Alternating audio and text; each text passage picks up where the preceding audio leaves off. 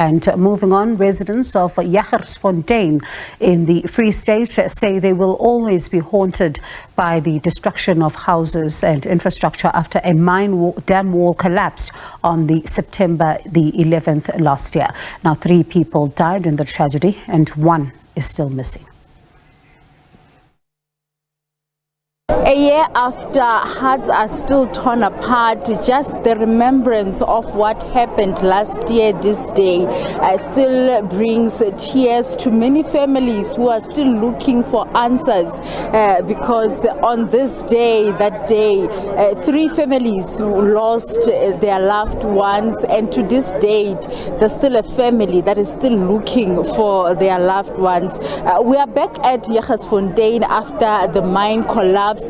Most of the families are still waiting on the houses that are being built currently since last year. There are still mixed emotions. There are those who are still trying to forget the incident, but we still have those who are still yet to recover from what had happened last year. I'm standing with some of the residents just to take us through what they've been through and how are they feeling at the moment as they are commemorating and remembering that fateful day that saw them losing their houses, losing their lives, finding themselves where they are today, where they are still looking for answers. Ntate, thank you very much for joining us.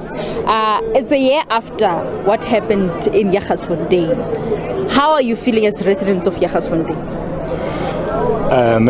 I can't actually say how the residents are feeling, but I can say that almost the high percentage of them are not feeling well, particularly today. It is actually a very sad day. It is easy for someone who was not involved, who was not affected, to say it is a new day. But it will never be a new day for some of us, because on this day, 12 months ago, we lost what we have worked for the rest of most of our lives. And then even until today, we are still accommodated at what is called temporary accommodation. We still don't even know, some of us, whether we are still going to get what we lost or not. Because as you see today, the mine was here in the person of Mr. Bilankulu. And we thought that he will come up with something that will say a lot about what is going to happen. Among the things that we expected, some of us, is that he should tell us about the report, about the approved professional person who should actually tell the people, is it safe to still stay in Charlesville and Scotty? Is there nothing that is going to happen about the dam again in the future? And still, until today, there isn't any report about that. But the mine is building, and people are happy that their houses are coming up. But do they know that the mine told Deputy Minister Parks Tau that it is building at a risk? And then if the mine that claims that it doesn't have money suddenly builds at a risk, then you ask yourself, really, what are we actually facing here? But the main issue is, let everyone be happy for what they want.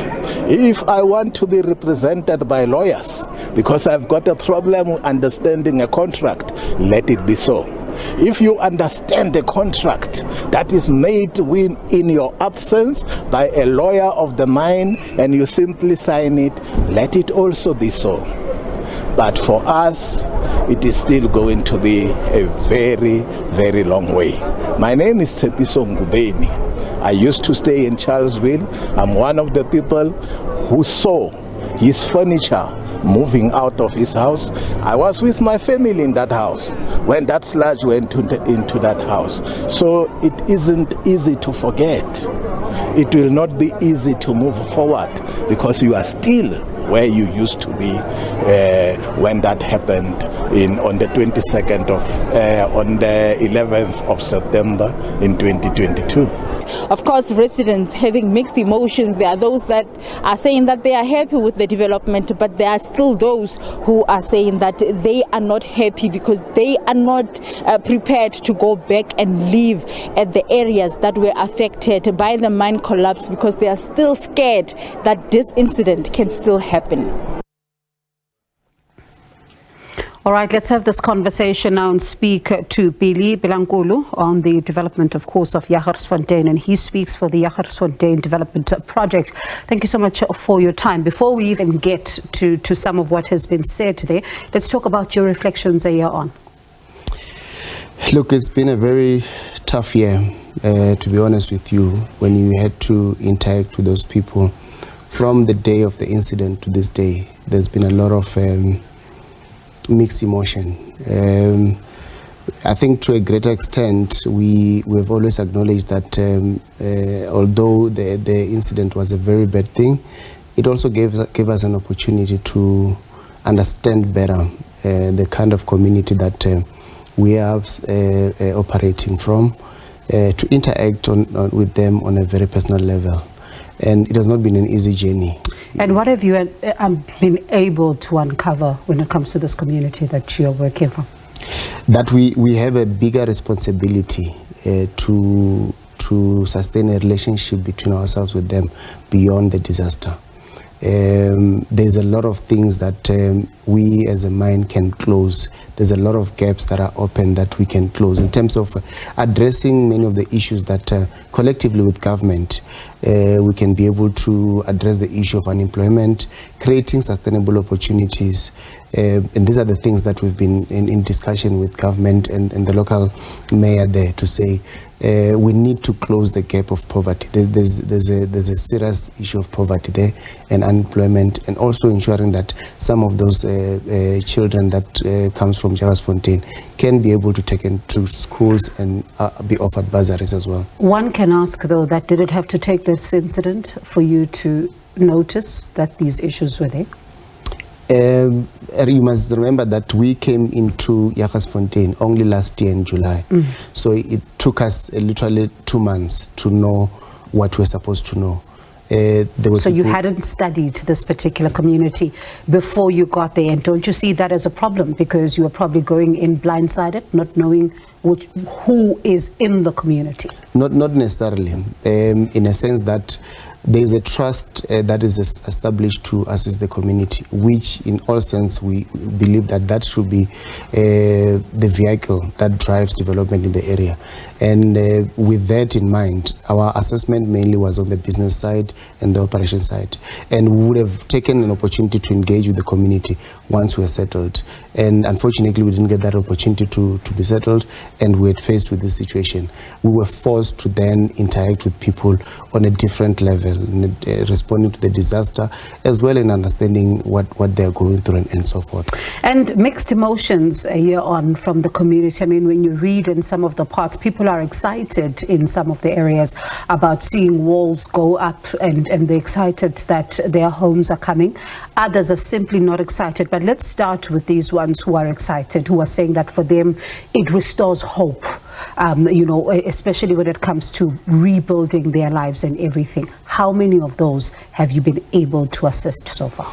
Look, the number that we have on record, it's about 80 out of the 130 that have been affected in terms of the building of the houses. Of course, the number grows when we deal with other tenants who have got claims of clothes and their properties.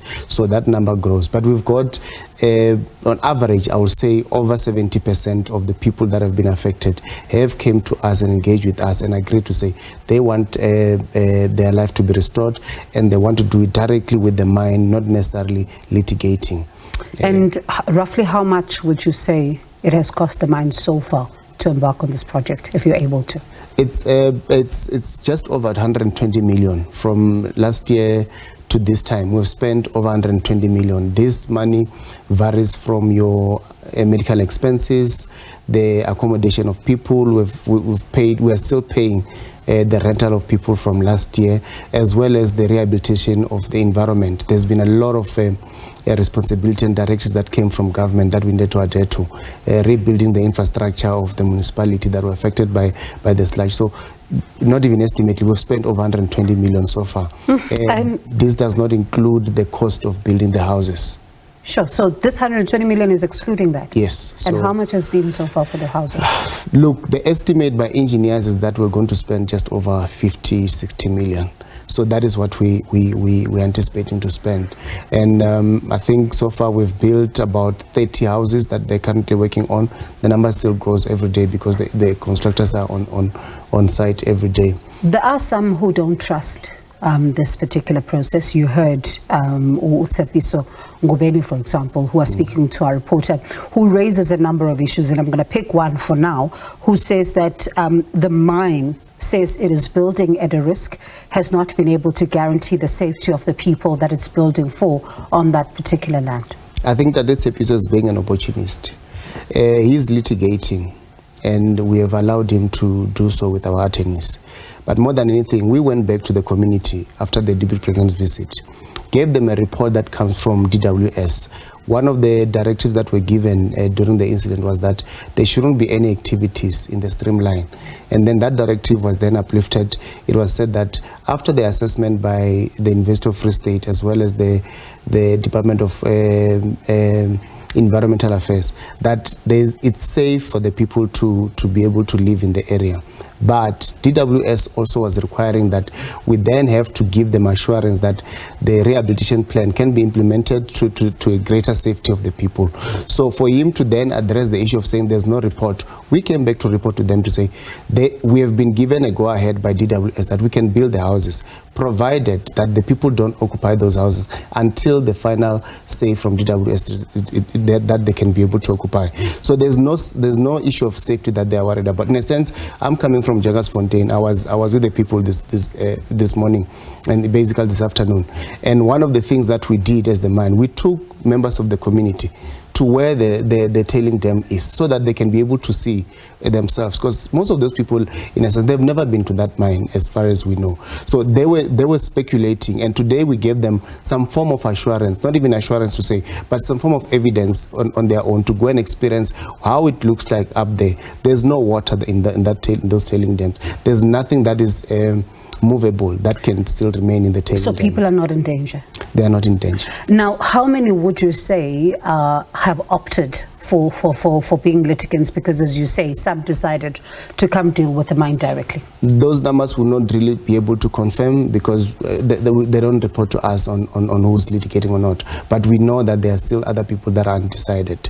But we still respect. So haven't you received their papers, though, to say this is the intention, maybe from their lawyers, this is the number? No. Look, there's been a lot of lists that were when this litigation started, everyone was said to be with attorneys. I remember that. So when these people come to us, that number reduces. So we still don't know that does the lawyer represent that list, the initial list, or has it changed as it updated to us? And we don't even know if these people confirmed with the attorneys if they're withdrawing and so forth. But all we need to do, all we wanted to do was to ensure that everyone in Jagersfontein receive what is due to them. Particularly the issue of housing was more than urgent to us, that let's return the people in their homes, and if there's any other litigation, should then continue accordingly, but with people having gone back to their houses. That is important to us. Billy, I'm out of time, but very briefly, will the mine be able to pay? Should things continue to get to the litigation stage, you must now pay compensation.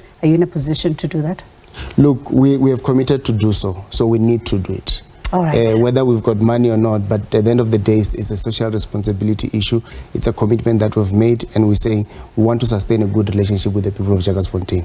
And we'll check in with you to see how this one is going. But thank you so much for coming through to talk about this important story a year on, because this is one that, really grabbed the headlines, and it's interesting to also see where things are, especially with some of the individuals who are opting to go back straight to the mine. So it'll be interesting to see who exactly is now being represented by the lawyers, as we saw that it's Tsepiso Ngubeni there speaking to our reporter. But of course, that is Billy Bilankulu, who is Jagersfontein's development project spokesperson.